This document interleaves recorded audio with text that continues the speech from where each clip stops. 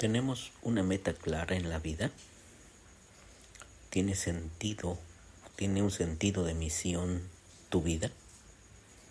¿Escribes o hablas alguna vez de las metas principales de tu vida? ¿Cuáles son?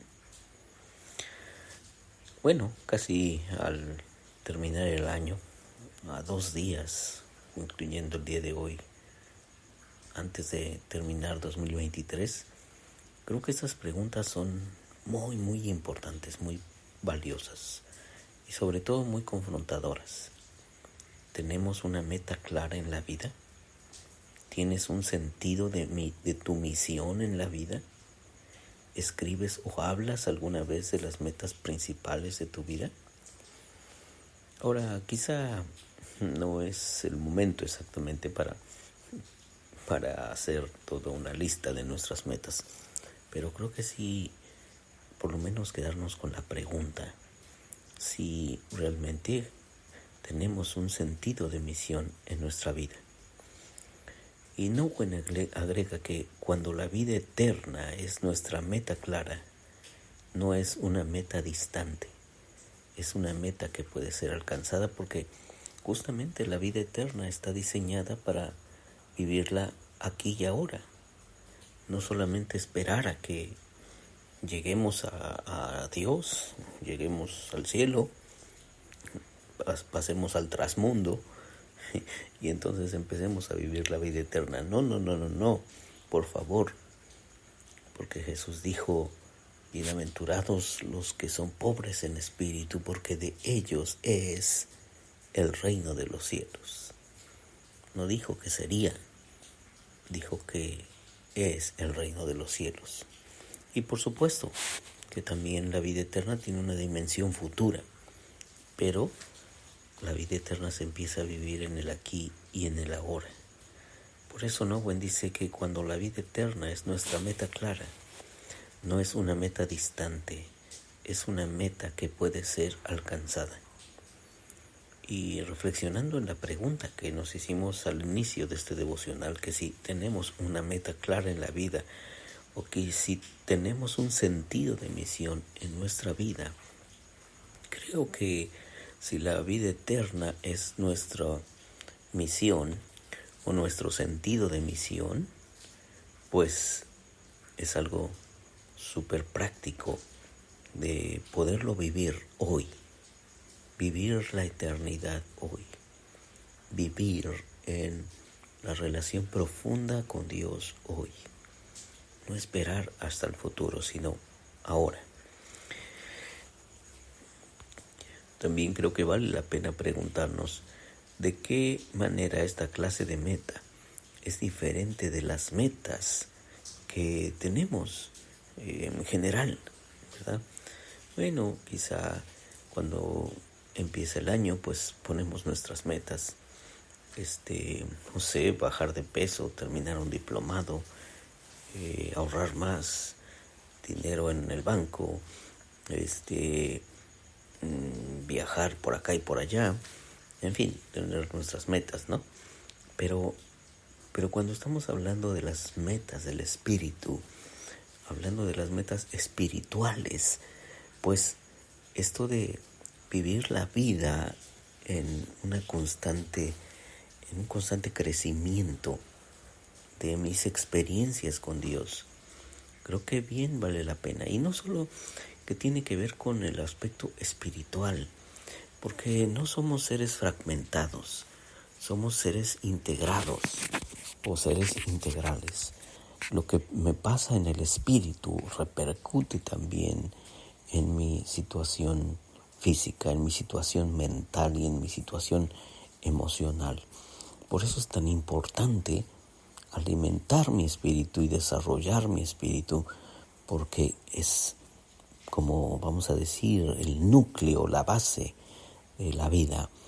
Y sobre todo, justamente alimentarlo de mi relación, de mi experiencia con Dios.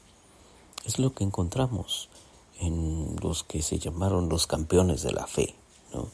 Hablábamos hace unos devocionales de Enoc, y caminó Enoc con Dios y no murió porque Dios lo llevó, ¿no? él es un ejemplo, pero cuando hablamos de Abraham, que Dios le dijo, vete de tu tierra y de tu parentela y yo te llevaré a una tierra buena y ancha, una tierra especial, ¿no? Y Abraham hizo ese viaje a esa tierra diferente de donde él vivía.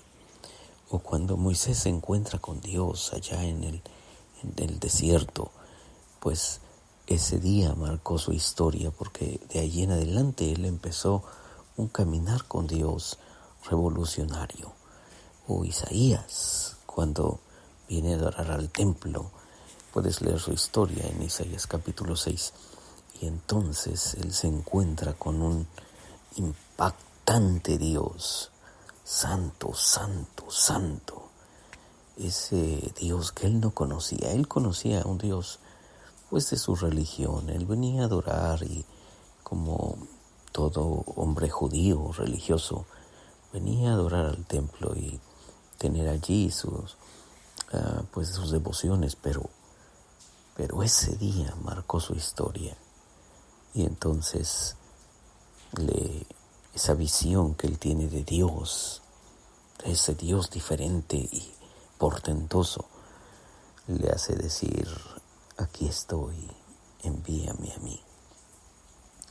Y entonces esta experiencia del Espíritu es algo que nosotros tenemos que seguir alimentando, cuidando y desarrollando.